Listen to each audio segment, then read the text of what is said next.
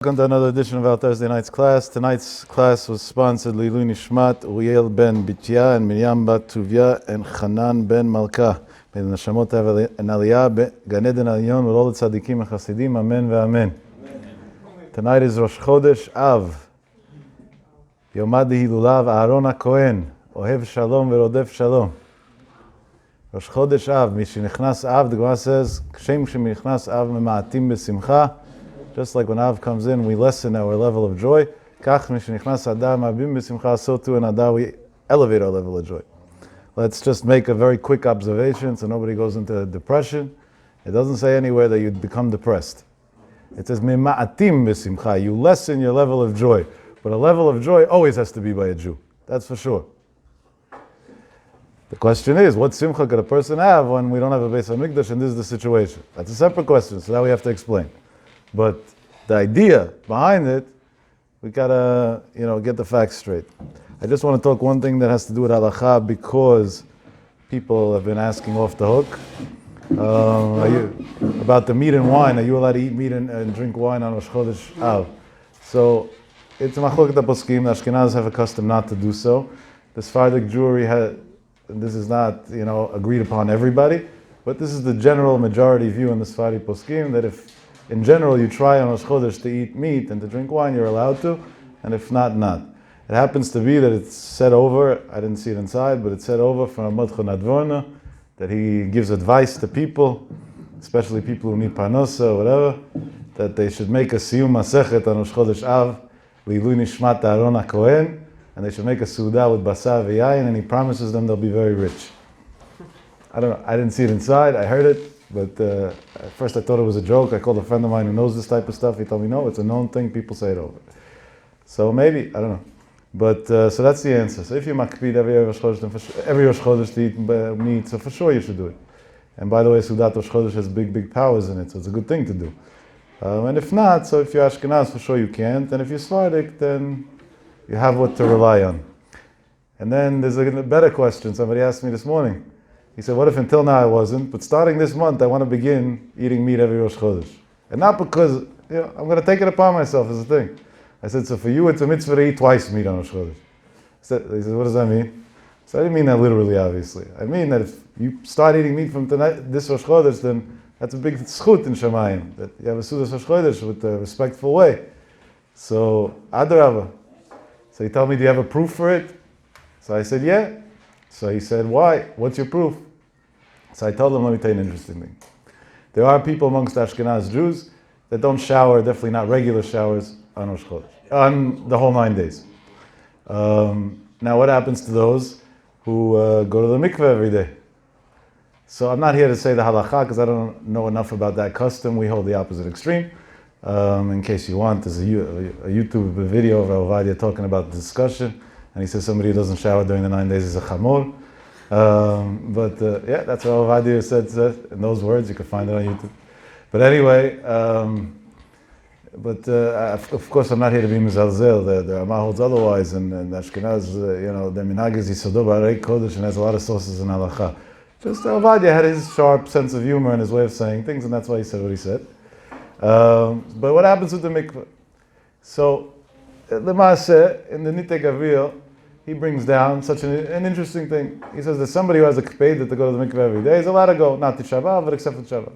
Somebody who doesn't have a kpeidah to go every day, if he has a kpeidah to go every Friday, so on Friday he's allowed to go during the 9 days. And if not at all, then he shouldn't go. That's for the Ashkenaz.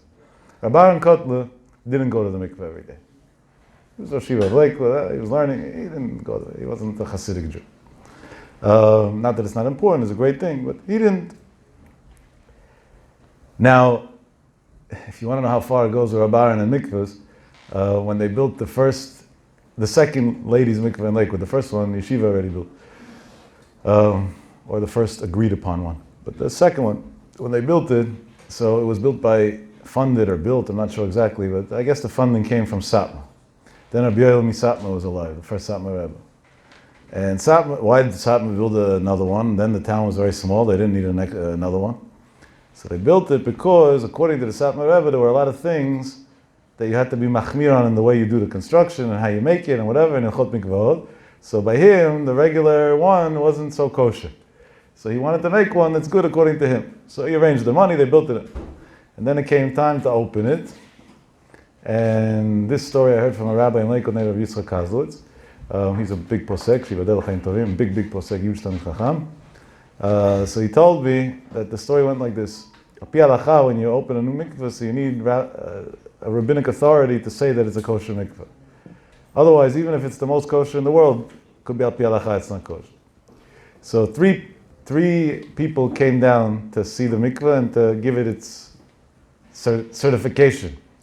Baron Kotler, Rabbi Yoel Misatma, the Satmar Rebbe, Zecher Tzadik Levacha, and Moshe Feinstein, Zecher Tzadikim Levacha. They should pray for us in Shammai, Zchutam Tagen Aleinu. No, the guy who was in charge of the construction and did everything the way the Satmar Rebbe wanted, he kept on bragging to the Rebbe, look at this, I did it the way the Rebbe, look at this chumrah, that chumrah, the other chumrah. And the Rebbe was smiling and complimenting how proud he is and it. And the other, and Reb Aaron the whole time was mumbling, what a waste of money, I could have built another yeshiva with this, I could have brought more college students with this, and he kept on, like, he was very aggravated by it. And Rav Yitzchak told me over that in the middle, Rav Moshe told both of them, you give a little less compliments, and you give a little less criticism. Like, he's doing it l'shem shamayim because that's what he believes is important, and you're doing it l'shem shamayim because that's what you believe is important. So this Rav Aaron Kotler, a whole year didn't go to the mikveh, not even Friday. Friday, Erev Shabbat Chazon, meaning during the 9 days, he went to the mikveh. That was weird, he's Ashkenaz. And he was a big machmir. So for sure he would have not. So people asked him, Torah, you're allowed to ask.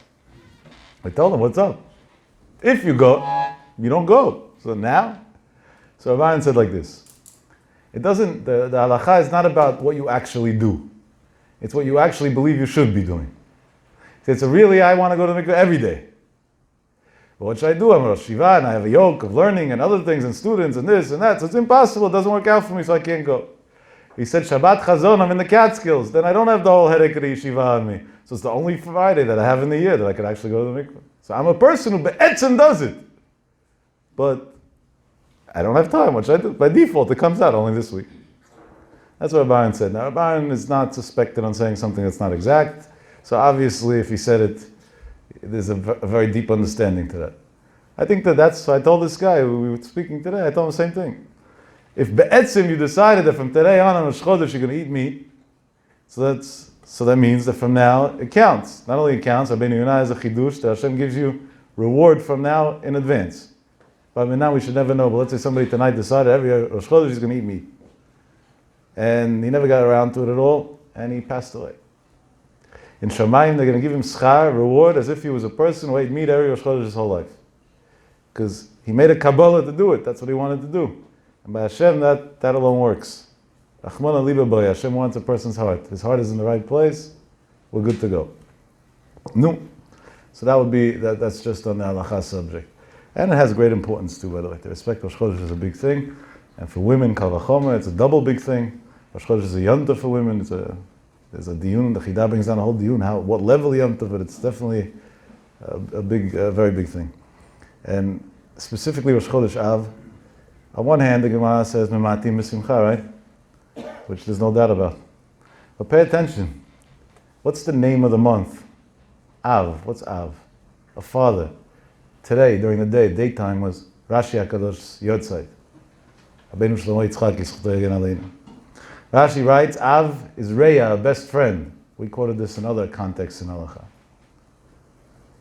When does Hashem come to Klal Yisrael and say, I'm your best friend? Exactly the month that he destroyed his temple. Doesn't that seem weird? If anything, Adar, I would say, it's a happy month, party, that. Then, I see Hashem. Now, when I'm starting days that I have all these halachot and restrictions and I'm mourning, now, so the answer is very simple. I think this has to change the way we look at the month of Av at all and the way we look at Hashem in general in life.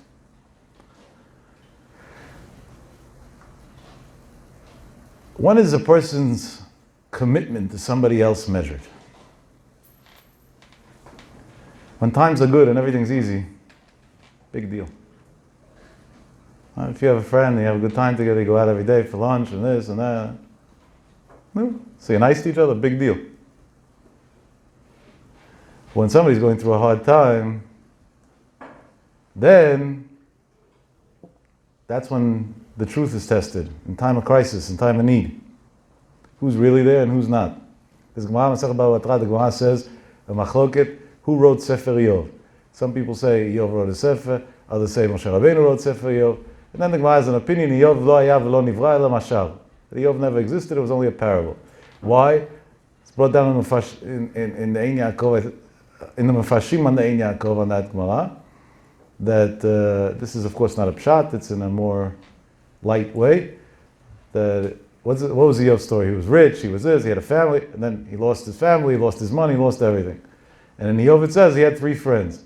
He said if somebody was rich and lost his money and still has 3 friends, lo haya v'lo nivra, that never happened. And it's true, when people are successful, everybody surrounds them. When they're going through a hard time, everybody's gone. Ki avi v'imi azavuni v'Hashem yasfeini v'aleinu, even a person's own parents sometimes disappear on them. Only Hashem. That's really what it is. But is that right? No. Because true love and true commitment is tested in the tough times, not in the good times. It's when everything's going wrong, who's there?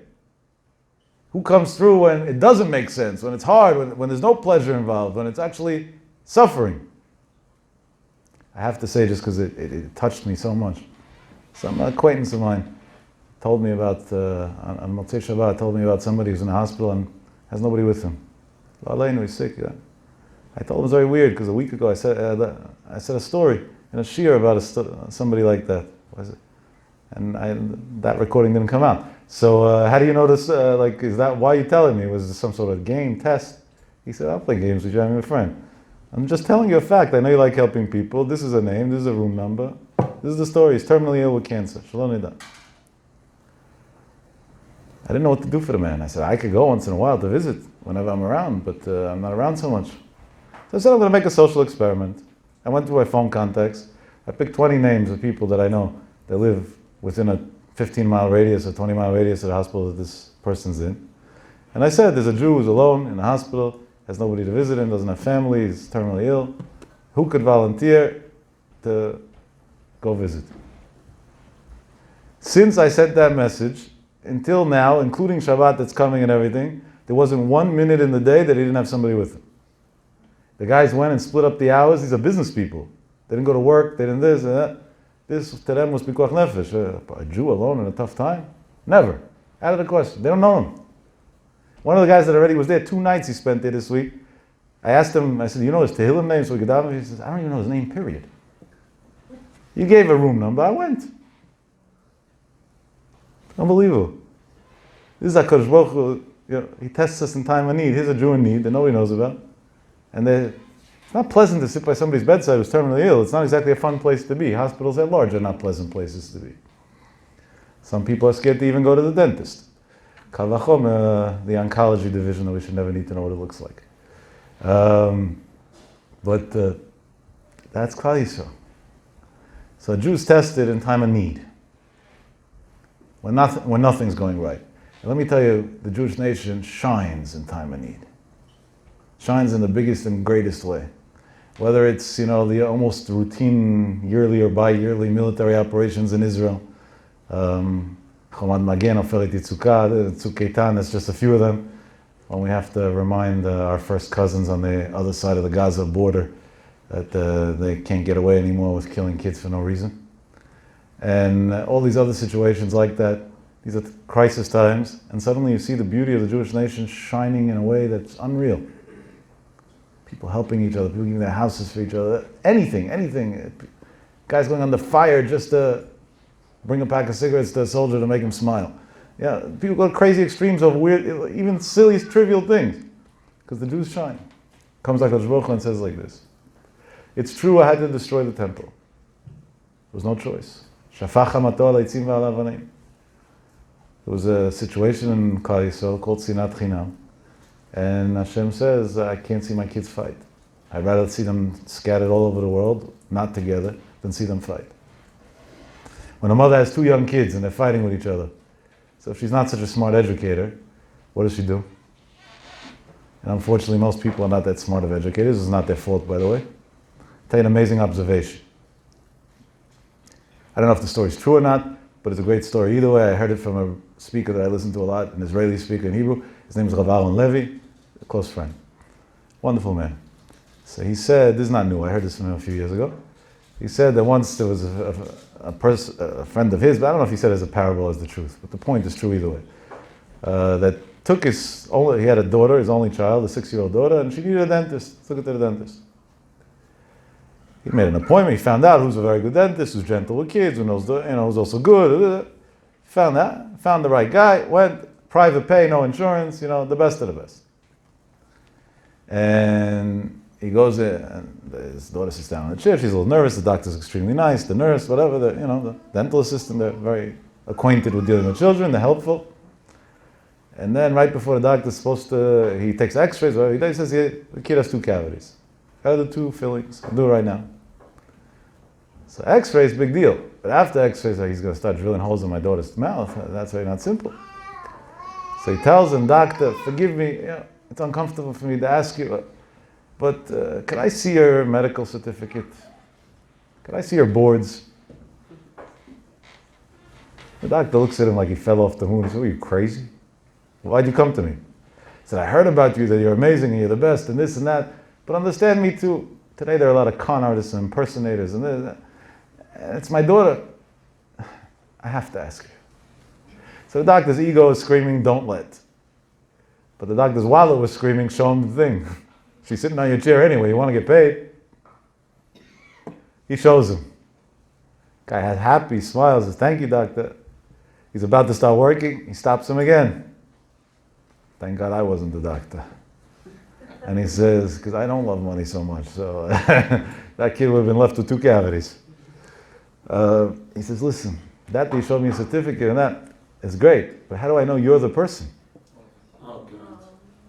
Can I see your ID? That the name on your ID matches, your Tudat Zehut matches the certificate.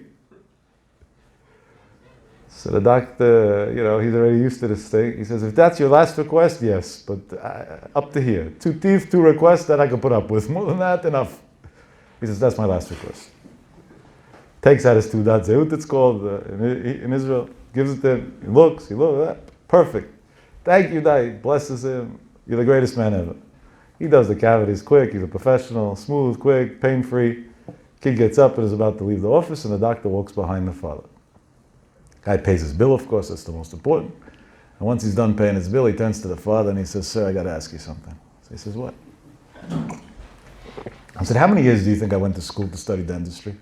So I have no idea. He said, you just read my exams, my whatever, you should know a little bit. So I have no idea. He said, I went 6 years for the dentistry part. I don't know how it is in America or whatever, but that's the way he said it over. I'm just quoting. I said, okay. And what did I learn? How to drill a few teeth and fill them. That's where it starts and ends. 6 years. How old is your daughter? 6 years old. Meaning her entire lifespan is the amount of time that I spend in school to be able to drill her 2 teeth. Up to here we agree, right? He says, yeah. He said, which one do you think's harder? To drill out a little decay and fill it? Or to be gentle, caring, and to deal the right way with the young child's soul? He said, obviously, to deal with a child's soul, 1,000 times more complicated. He said, so now can you show me your certificate that allows you to be a parent?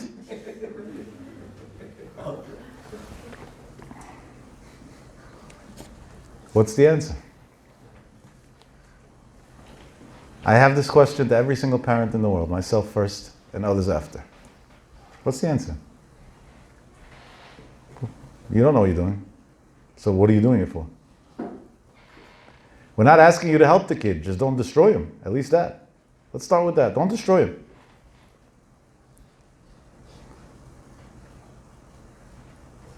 I was in random in a gas station, whatever, this week, and I saw some young kid was there, a goy, Baruch Hashem. At least I don't have to say this about a Jew. And his mother was trying to pay for, I don't know, whatever maybe the gas or what she was buying. And the kid was annoying, I'm not going to say not. He was making a mess. And they always keep the candy in the front by the gas station. So he wanted everything on the candy rack. I want this, I want that. His mother's like, no, no. One thing she said, yeah, but there's a limit. Right? He's going to eat the whole candy shelf. And at least based on the way she was counting out money and whatever, it didn't look like she had much either, so she probably couldn't afford to buy much more anyway. Then she got angry at the kid. And I could understand why. I disagree with it strongly, but I at least can understand why. And she turns to the kid and says, can you stop being stupid already? The kid started crying. The kid looked maybe 4 or 5, I don't know. By now you're all acquainted with me. I have an issue in life that I don't know how to mind my own business. Definitely not when I see a crime against humanity. So I walked out after, and I wasn't going to tell her anything near a child. That's counterproductive also for parenting. And she put her kid in the back in the seat, and she was going to go to her front seat. And I said, can I have a word with you for a minute? She looks at me like I fell off the moon. She said, what do you need? I said, I need directions. She said, you have a phone. She saw me holding my phone. She says, you can't get directions on Apple Maps, whatever it's called. I said, no, it doesn't work. So I put in the destination that I'm looking for, and it doesn't work. So sure, I could help you. Where do you need to go to? I said, look at my car. I got 3 of my children and 1 of my nephews sitting in that car. My 3 boys and my nephew were there. I said, and my destination is that they should grow up emotionally healthy people and intelligent people. And I put it in maps, and it doesn't give me the way to get there. I tried Waze, doesn't give it to me either. I tried Googling it. I became sick just from the first article I read, such stupidity. I said, I'm lost. He said, so what are you asking me for? You look like an intelligent guy. That's what she tells me. I said, thanks for the compliment. I appreciate it. So I said, I'll tell you why I'm asking you. Because you were in front of me online. And you told your kid, could you stop being stupid? That means if you asked him something, you have a way to get it done. So I want to know, what's your way to get somebody to stop being stupid? I have a lot of stupid people that I know. I want to get them to stop. She said, no, I didn't mean it. I said, if you didn't mean it, why did you destroy your child's self-esteem forever and ever? Why'd you kill him? For what? Cold-blooded murder. For what? Goya. Didn't look from the most educated and upper class in the world. She looks at me. She says, are you a parenting specialist? I said, I happen to be. That's what people claim, but I have no education. She said, what do you mean you have no education? I said, I'll tell you the truth. I'm a high school dropout. She says, that's crazy. I am too. No. Now I have a friend. I said, no, afterwards I got a proper education. I said, but I have kids, and 2 of them are high teens, almost 20.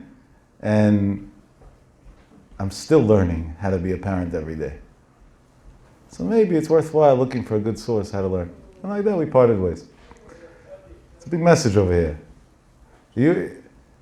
For your dentist, he had to go to school for 6 years. But to deal with somebody else's neshama, that anybody could say anything, do anything, free for all. What? Where's the seichel? Go learn how to deal with somebody. Go learn what a child needs. And in today's world, you have to relearn everything again every 3 months probably, because the world evolves so quickly. It used to be that we were able to teach our kids things. Today we have to sit down with the kids and say, teach me your world. We don't even understand what their world is. At least I don't. It's a completely different, there's nothing. There's like 0 common denominator. What does this have to do with us? There's a very important message over here. What's a real father? When the kid's doing everything wrong, he's still there for him. He doesn't give up on him. Doesn't yell at him. Doesn't throw him out. That's a father. Otherwise, he's just an idiot. Happened to bring a kid to the world. No big deal. Father is somebody who's going to sacrifice his own ego, his own feelings, his own pleasures, everything of his own for the sake of his child. And we can begin with one simple thing. That he'll care about what his child needs more than what the neighbor is going to say about his child. I'm waiting for the day that happens. I'm an optimist. I believe there will be a day that'll happen. You're embarrassing me. Your kid is not in show business. He's not there to put up a show for you. What type of stupidity is that? How can you talk to a kid like that? It's insanity. So what's a father? That anyway, yeah, he's behaving wrong. So we'll guide him in the right way with love. So you should do the right thing. How do I know that's true? So what happened over here? Hashem went and spilled out his anger, whatever that means, aleitzim v'alavanim, on wood and stone on the Beit HaMikdash, and destroyed his own house. He didn't throw us out of his house. He destroyed his own house. Understand how deep that is? Hashem could have taken the Jews and exiled them, have a good day, and left the Beit HaMikdash, left himself a home. Hashem said, if the Jews don't have a home, I don't have a home. We're in it together. How do I know that this idea is not so far-fetched? It's a Gemara, Masech Chagiga. The Gemara says, Masech Chagiga, Daf Tetvav Amud Bet. The Rav Abba Shila met Eliyahu Hanavi Zachulatov. And when he met, that's pretty cool, no? Walked down the street, meet Eliyahu Hanavi. Believe it or not, it happened definitely until 20 years ago. My grandfather named it after saw Eliyahu Hanavi many times.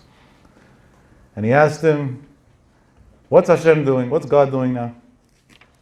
It's a pretty blunt question to ask. No, you meet Eliyahu Hanavi. What's HaKadosh Baruch Hu doing? I want to know what Hashem's doing. I don't understand how you answer such a question, but the Gemara gives an answer. That's why we could say one. The Gemara says that he answered in Yoshev HaKadosh Baruch Hu v'omer shmot mipiyem shel chachamim. That Hashem is sitting in Shamayim and repeating the words of Torah that came from the Talmidei Chachamim. And then Eliyahu Hanavi added another thing. V'ilu, but mipi Rav Meir, meaning Rav Meir Baal Nes, in the name of Rav Meir, Eino Omer. From him he doesn't quote. Hashem is sitting in Shamayim, he's quoting all of the Chachamim, but Rav Meir he's not quoting. Weird, no? So the Gemara is bothered by that. Why? Comes the Gemara and says that Eliyahu Hanavi told Rav Ashi, you want to know why Hashem's not quoting for Rav Meir?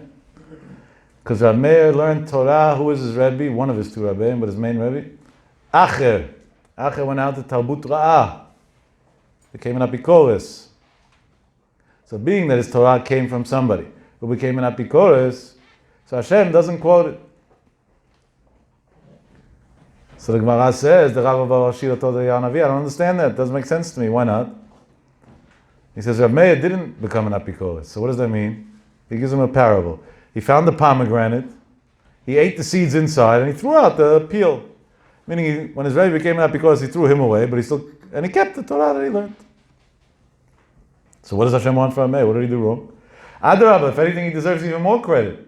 He succeeded to differentiate between right and wrong. He was able to figure out right and wrong. Ad kidei kach. Comes the Gemara and says, Eliyahu Hanavi said, you should know that because of what you just said over here in this world, right now Hashem is saying, B'ni Meir, my child Meir, says this and this, and we're going to say in a second what he says. Let's stop right here before we continue the Gemara. What did we just learn? That when in this world we judge somebody favorably and have something nice to say about somebody, then in Shamayim, Hashem behaves with him favorably. That means, let me tell you the flip side. Can't always sweet talk forever. Sometimes we got to say it as it is. I know we're all babies and we need to be told that we're amazing and life is a free-for-all, but believe it or not, it's not. Sorry. If we say something bad about a Jew, in Shamayim now they look into him as a bad guy. And let's say, God forbid, he got punished for what he did. After 120, they're going to come after you for causing a Jew suffering. Chofetz Chaim says that. Chofetz Chaim says not to talk Lashon Hara is not only because of the 17 lavim and isurim that you could do in one word. Of course, that's the main reason. But he says, for your own selfish reasons, on top of the 17 sins, you're going to have another headache. You're going to have to deal with the fact that you caused another Jew to suffer because of you. Meaning to suffer in Olam Haba because of you. And Chofetz Chaim says even scarier things on that. He says that the Gemara says that somebody who's punished in Shamayim because of him, he can't go into Gan Eden. He says, in other words, you just gave up your Olam Haba for no reason. So how stupid would a person be if you talk about another Jew? What are you, dumb? What's wrong with you? For what? What are you going to gain? You have nothing to gain and everything to lose. Stay quiet. Shem Shamayim. Yeah, I know all the stories. They say the roadway to hell is paved with only good intentions, otherwise known as only L'Shem Shamayim. Don't use, and on that we say, Lo tisad Shem Hashem Elokecha Lashav. Hashem says, don't use my name in vain. Don't blame me for your nonsense. If you're a gossiper or you're a sinner, okay. It's not okay, but that's your sin. Don't stick my name into it. I have nothing to do with it, that's for sure. So what did Hashem say over from Meir at that point? Comes the Gemara and says that Hashem said over from Meir, Bizman sha'adam mitztaher, at a time that a person's suffering. We're talking about in this world. Shechina ma omeret, what does Hashem say? Kalani miroshi, kalani mizroi. Kalani means it's not light, it's heavy. I'm tired. In my arm, and my head, and my arm. Obviously that's a parable. Hashem doesn't have a head and an arm. There's no goof, no dmuta goof. But it's to bring it closer to our brain. So Meir's memra was that was the first memra that Hashem said over in the name of Meir, after that incident of Al Shir, that at the time that a person is suffering, HaKadosh Baruch Hu himself is not only suffering with them, he's saying that I feel heavy, I can't deal with it. Ad kidei kach. Comes the Gemara and concludes, what type of person are we talking about that Hashem says he's suffering so much? The Gemara concludes that we're talking about a rasha, an evil person, a spiteful, evil person. Comes the Gemara and says, if that's how much tzar, if that's how much suffering Hashem has, al damam shel reshaim shenishpach, on the blood of the evil that's spilled. Al achat kama vekama, imagine how much tzar Hashem has, al damam shel tzadikim shenishpach, and the blood of Talmidei Chachamim that are spilled. If on a Rosha who does everything wrong, Hashem says, Kalani miroshi, Kalani mizrab, suffering, because my child's suffering. Imagine there's a child that's a Talmid Chacham, a tzaddik, and he's suffering, how much tzar the Shechina Kedusha has. The Chorah, we have to understand that of all the memot of Amei and Chazal, if anything, there's a different one that's named after him most. And there are many Gemarot that say Margaret, Pumid, Rameir, and so on. Why did we pick Dafka this to start out with?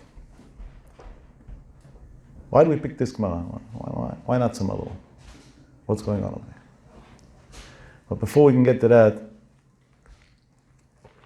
we have to make an observation. This observation, I said 3 years ago over here before Shabbat, and I'm repeating it. I heard from Hagon Adon Segal, Hashem should give him a long life, and the Mashgiach Shlita. He was in Muncie the year before that, 4 years ago. And it was during the 9 days, and he spoke. And this was his whole speech.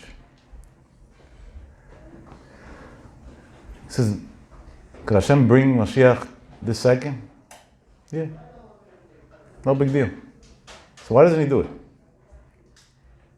The Jews are suffering. His kids are suffering. Why doesn't he do it? If you have a leak in the roof on top of your bed in your bedroom, boom, on your head, you're not a plumber and you're not a contractor, so you might have to change rooms till tomorrow when you could order one. But if you are a plumber and a contractor and you don't fix it, so then you're just stupid. Fix it. Hashem is kol yachol, he could do anything. They should bring Mashiach, that's it. Should have done it 1,900 and something years ago. What was he waiting for? So he was waiting for, and he is waiting for, one and only one thing. That the way a person is today, if Mashiach comes this second, is the way he's going to be forever.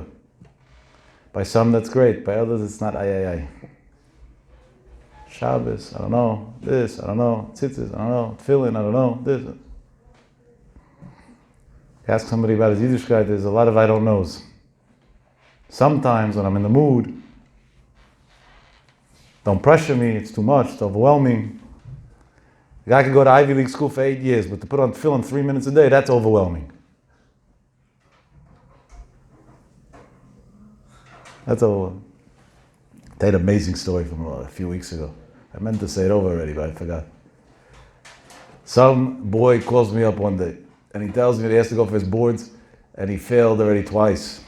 This is the third time. He says he's very scared. I said, why are you very scared? He says, it's normal to be scared before a test. That's what you mean, you're anxious? He said, no, I'm scared.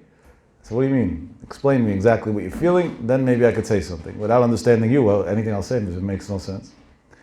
He said that I was once a yeshiva boy. When I was a yeshiva boy, I used to learn some Gemara. And I learned in the Gemara, in Cheskat HaBatim, in Bava Basra, that 3 years or 3 times of something happening, we learned this in Baba Kama, each time in different ways, it's called a chazakah. Chazakah means something established. He said, God forbid I fail now, I'm going to give up. Because that it means I can't do it, and all my years of school and everything was for waste. He says, Yaakov, I'm petrified, you got to figure something out for me. I need a pass. I said, did you study? If you didn't study, we don't want doctors like you. It's better you should fail. Because I'm telling you, I study, I know my stuff very well, I was a great student throughout the years. For some reason, this test, I don't know, it's like I froze. So I told him, okay, what do you want from me? He says, I'm not sure what I want from you. And then he made it a point to say, because I'm not from anymore, I left Judaism, otherwise known as ex-yeshiva boy. He said, but something inside told me to call you. I said, how do you have my number at all? I don't know you. So he told me how interesting story. He's a friend, a relative of mine. So I said, I want to ask you something. Shabbat last week you kept? So he said, no. I said, tefillin today you put on? He said, no. Kosher today you kept? He said, no. Basav v'chalav, at least that much? Not either. I said, why do you think you didn't keep it? Because you're angry at your teacher in first grade, right? Or your Rebbe in ninth grade. Probably that's what you're thinking. That's not the real reason. He was the symptom, and they're criminals if they did something wrong to you. But that's still not the real reason. The real reason is because Hashem put a yetzer hara in the world, evil inclinations, and gives you tests every day. And he wants to see if you'll pass or fail. And God behaves with a person, midah keneged midah. So if you fail his tests, he fails with your tests. If you pass his tests, he'll help you pass your tests. Simple as that.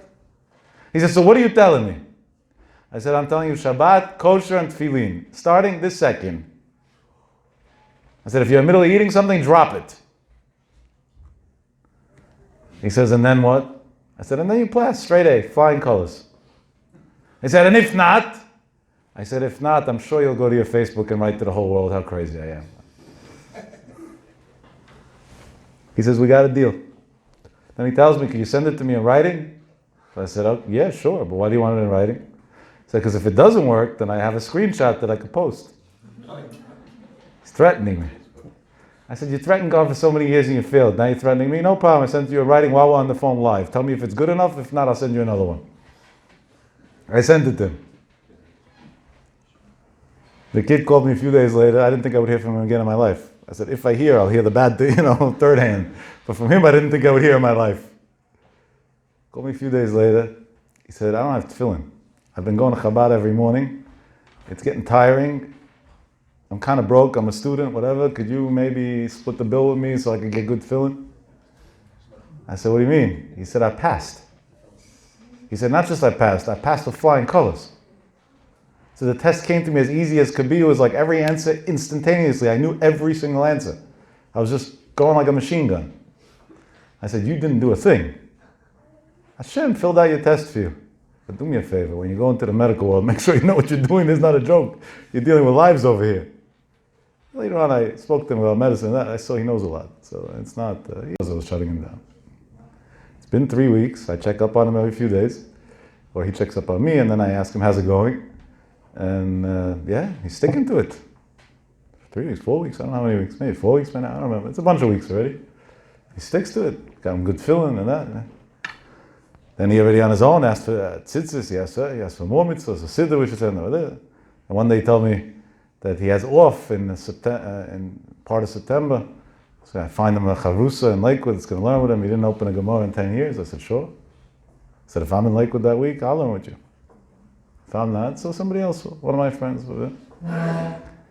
Because Hashem behaves with a person, b'midah she'ata moded imi, ani moded itcha. He passed, Hashem says. And God sits there waiting to see, are you going to pass or are you going to fail? And once you pass, there's no reason to keep on testing in the same areas. As long as you insist on failing, so okay, we have to try again and try again until you get it right. Now, Kodesh Baruch Hu got to a situation that the Jews failed their test. They were tested in the first temple with Avodah Zarah Gilui Arayot Shfichut Damim, and the second temple with Sinat Chinam, according to many Rishonim with all four, and they failed. Now Hashem has a problem. And He doesn't bring Mashiach. Why doesn't He bring Mashiach? So the simplest thing would be because He's waiting for us to pass. But if that's the case, that's bad news, because the situation is not getting better, it's getting worse. And we believe Mashiach can come any second. So what's the pshat? The pshat is that it might be getting worse, but at the same time, we can't blame people as much anymore, because today every boy that grows up is a tinok shenishba, the Chazon Ish wrote so in Yorei De'ah. And it doesn't make a difference where you grew up and how. And not only that, on the flip side, there's so many that are coming closer. So Hashem knows that the way a person's going to look when Mashiach comes spiritually is the way he's going to look forever. So Hashem was willing for 1,950 somewhat years to not have a house, to be stepped on and disgraced in the world, to be looked at as the God who can't defend his own children, to be made fun of, to be made a mockery of, just for the sake of maybe one of us tonight having a little chizuk and doing a little better spiritually. Hashem says, "Kedoshim tiyu ki kadosh ani Hashem Elokeichem." You want to know what it means to be holy? It doesn't mean to go to the mikveh all day and to read Tehillim and to fast and to this and to that. They're all nice things, but that's not a holy man. Ki kadosh ani Hashem Elokeichem. Learn what a father is. A father is somebody who's willing to be stepped on for the sake of maybe one day we'll be able to save his child.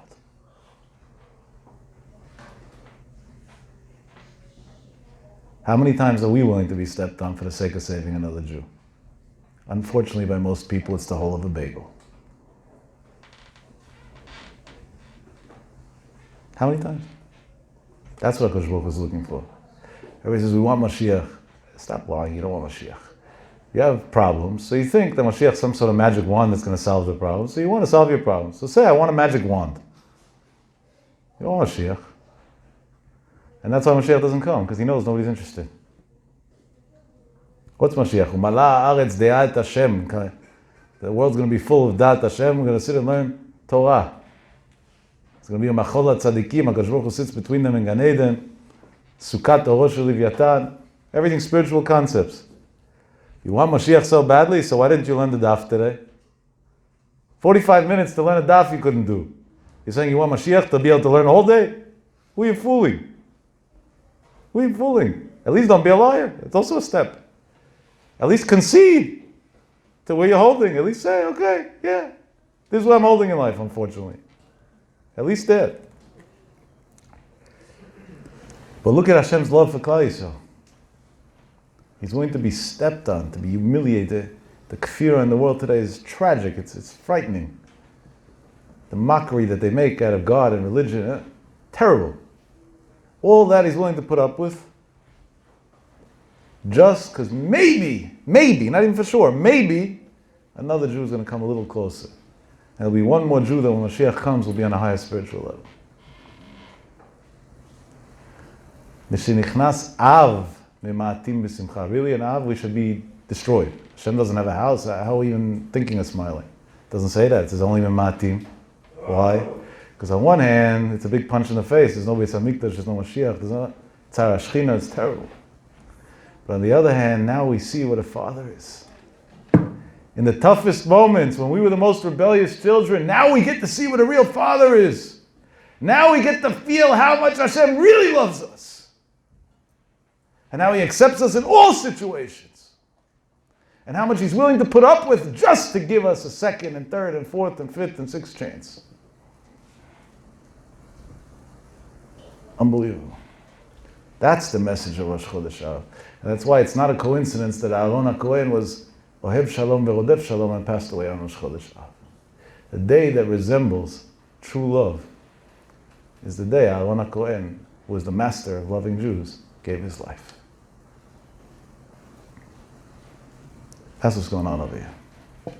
That's why it's called the month of Av. To remind you, in all the pain, there's a father. Kalani miroshi, kalani mizroi, even for the Rishaim. HaKadosh Baruch Hu is with you in every single drop, in every single step of the way, in every situation. Sometimes you see him, sometimes you don't. Okay. That's already your own personal issues. But Hashem is there either way.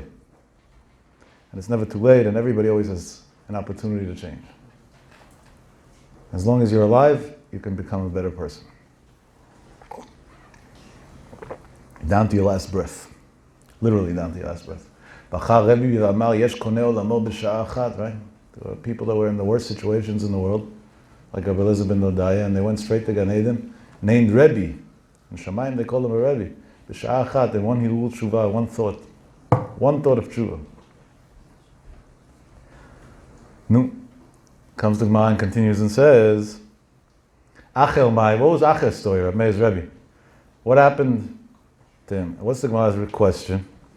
Rashi explains an interesting thing. Torah, agune umatzle, Torah protects you from sin. Achel was Rav Meir's Rebbe. Rav Meir was a giant. So Achel was even a bigger giant. There's no way to describe it. He was his Rebbe. He taught him. So he had a lot of Torah. So why didn't his Torah protect him? Why didn't his Torah protect him? Comes the Gemara and says, Lo pasak zemer yevani mipiv.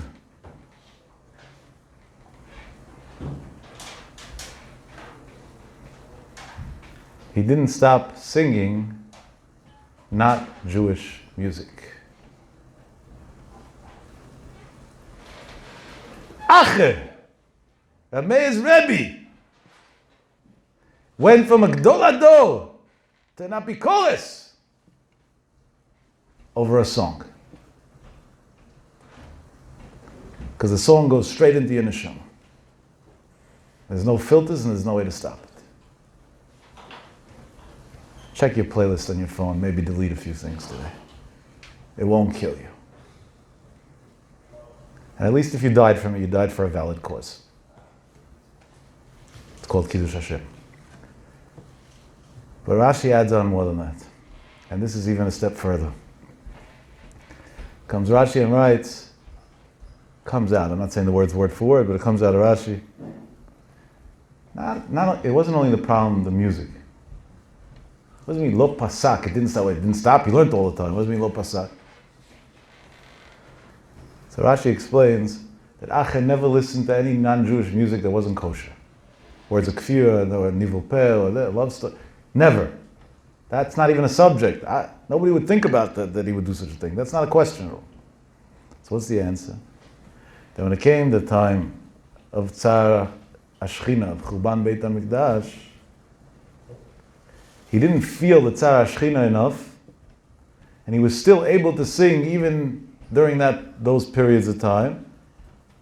And as a result of that, he was lacking in Tzar Ashchina, and that's what caused him to leave Judaism at one point. Am I allowed to do this in the 9 days? Are you allowed to do that in the 9 days? I don't know what you're allowed to or not allowed to. Do you want to be Acher? What are you looking for? I have a heter for everything. Not everything, except for 1 or 2 subjects. But what are you looking at? You're looking to be Acher? It's the 9 days. What are you doing?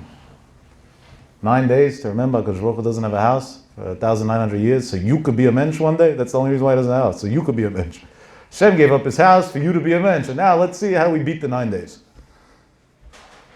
How does that make sense?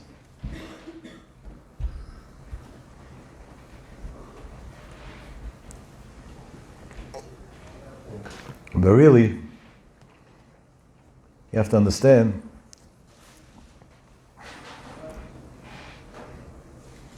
what does one have to do with the other? He was a huge Talmid Chacham. So okay, he had a nisayon, he had a test that he failed. Music during the 9 days. That was his test that he failed, fine. But he was a huge Talmid Chacham. So, to such an extreme, from being such a big Talmid Chacham to going to Tarbut Ra'ah, to the opposite extreme, how could that be?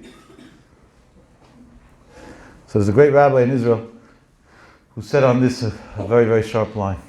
His name is Rabbi Pinchas Erlanger. He's about my age, maybe a drop older than me. Big Talmid Chacham, unbelievable person. He's a little older than me.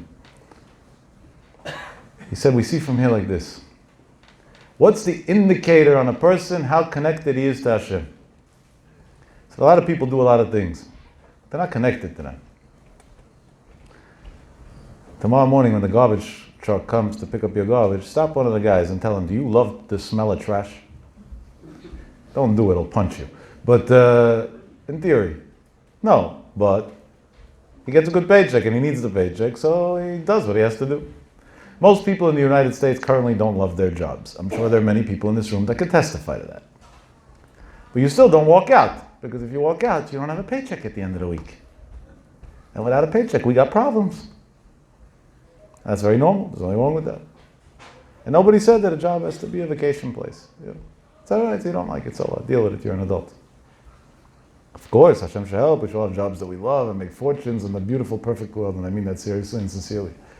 But until then, so what? You don't like it. Do what you got to do. So now, if you have a job that you don't like and you're there, what does that mean? You have a job, but you're not connected to it. If tomorrow the company closed down, you'd be happy. You get unemployment for a year or whatever. Well, if the Democrats win, you'll get unemployment plus a bonus forever and ever. And if Bernie Sanders wins, they'll probably give you the White House too. God knows. They're entitled. It's amazing how socialism became entitlement. Another mental illness that unfortunately Pfizer didn't come out with a medication for yet. Yeah, if Pfizer would have came out with some medication for that illness, we would have not had the Democratic debates in the past few days. Everything was about, what am I entitled to? Me, me, me, me, me. What about my country? What about my people? What about my neighbor, my friend? No.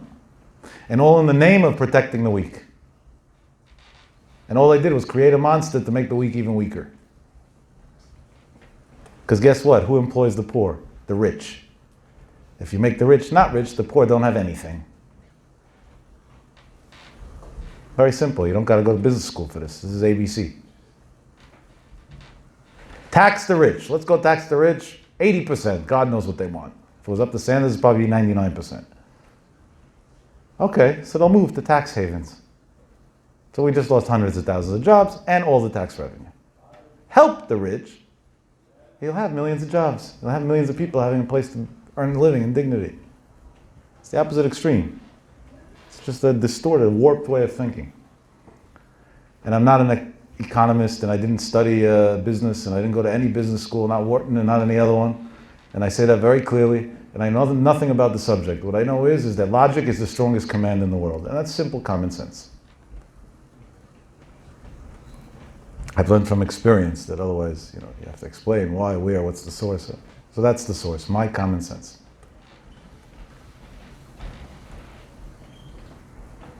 Now, if a person, let's say, opened a business, partners with his brother that he has a good relationship with, that he loves, and it's an industry that he likes, and they're successful in making money also. So it's the dream, right? Perfect. So then when he goes to work, he's actually excited. And if he took off from work for 2 weeks, he may say, I miss my job. Because he likes what he's doing, he likes the result of what he's doing, and he likes who he's doing it with. The perfect trio. The dream trio. The Havdil Elef Alfei Avdalot. The same thing with Torah. There are two people that sit down to learn Torah. One because he's learning Hashem's Torah, and in every word of Torah he's connecting more and more with Hashem. And another person because it's a nice intellectual challenge. But his connection with Hashem is not there. The Goyim that learn Torah too. The countries today in the world, in Asia, that learn Torah. Learn Gemara, literally. Singapore, others. But they don't do it for Hashem. They do it because they realize that on the Nobel Prize list, most people are Jewish. And percentage-wise, the Jews are less than 1% of population. A lot less. So statistically, that makes no sense. So what does it have to be? That the Jews are smart. So why are the Jews smart? They concluded they learned Talmud. No, let's put Talmud into our schools too. They missed the boat. Torah helps because of your connection with Hashem. So the Chokhmat Elokim, the wisdom of God, becomes part of you. And at that point, you become smarter. But if you learn it for your crazy reasons, that doesn't do anything.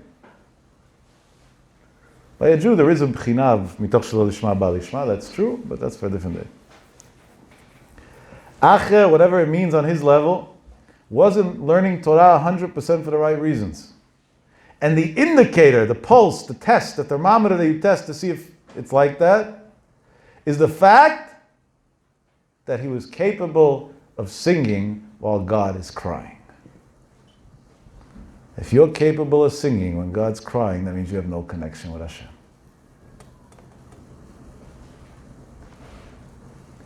I had the merit to spend a lot of years in Israel when my grandfather, Zecher Tzadik Levacha, was still alive. I remember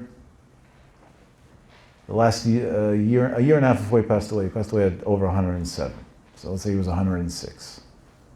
How he woke up 15 minutes before Chatzot every single night, said Birkot HaShachar, and at 106 years old, sat down on the floor and read Tikkun Chatzot, crying like a newborn baby for an hour and a half to 2 hours straight.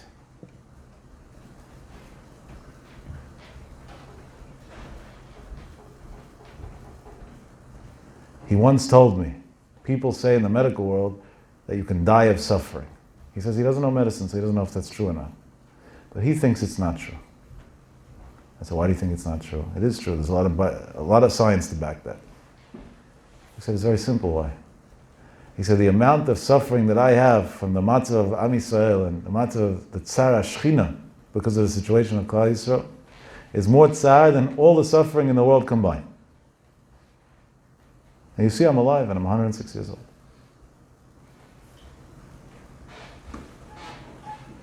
There's a minhag from Shiva Asav Tammuz till Tisha B'Av to say Tikkun Chatzot twice, not just once, and by day and by night. 25 years ago, by Rabbi Shalom Shmueli, Rav Mordechai Sharabi's yeshiva, by others, as a boy, as a teenager, learning in Yerushalayim, in the afternoon by lunch break. I used to walk into their synagogue and see these people that were learned, righteous people, together with hundreds, literally hundreds, of just general population that was sitting on the floor mourning the temple. But not superficially, mourning the temple. And just a few years later, we're getting halakha questions.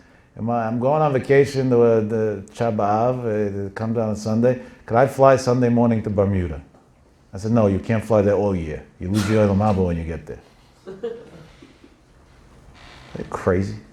That's what you're thinking about on Tisha B'Av, to go on vacation? Got it all wrong? That's how far I went? And that, according to Rashi and the Gemara, I just quoted, I didn't say anything for myself, is the indicator, is the pulse of where we're holding in life. So do me a personal favor. If you were planning on going on vacation next week, cancel your trip. If it's going to cost you money, you can't afford it, call me, I'll pay for it. It's not appropriate. It's wrong. This is not a time to party. You have to go for a Dvar Mitzvah, you're going to Israel, you're going here, of course you should go, that's something else. You have to go for business or whatever, fine. Even business, it says in the poskim, "Matim be'esek," we do less business. My grandfather didn't work at all during the 9 days. Today we have Tzara Parnasa, what should we do? And Kal Vachomer, at least this year, Tisha B'Av's in Idche. So maybe next week, I'm not giving any leniency to anybody, but in theory, maybe, there's at least a case to hold on to. But Kal Vachomer, those who are planning on flying on Tisha B'Av to vacation. And I'm aware of this, because I got a lot of questions about it. And that's what I'm talking about it so openly. It's wrong. Don't show Hashem that you don't care. He's willing to be spit on, so you should have a hope. And your thank you is to spit in his face like that? It's just wrong. It's not a matter of halakha, right, mutar, asur, I don't care. Bring me all your poskim, it doesn't interest me right now. Where's the Jewish feeling? Where's the simple feel of a Jew? Hashem suffering with me, I'm not going to spit in his face. This is not a time to go on vacation. That's the simple feel of a Jew. Just the aleph base. And if that was enough to take Ached down, which was a Gaon Olam, so Kal Vachomer today with today's Nisyonot, what's that going to do to our kids? We should never know. And Adarabah, we see from here that if you emphasize the opposite, meaning if you actually think about Hashem a little bit and think about Tzar HaShechina this time, so it works the other way, Midat Tova Merubah, 500 times. So you'll have kids that are Talmidei Chachamim and that. You'll have something in life. You'll have something in life. In Bavli and Yerushalmi, about Elisha ben Abuya, same idea. It was the wrong reason why he was sent to learn Torah, not why he learned Torah. It was just why he was sent. And even that didn't last, and it came out to be a disaster. לפי שלא הייתה כוונתו לשם שמיים, לפי כך לא נתקיימו באותו האיש, that's what it says in Chazal.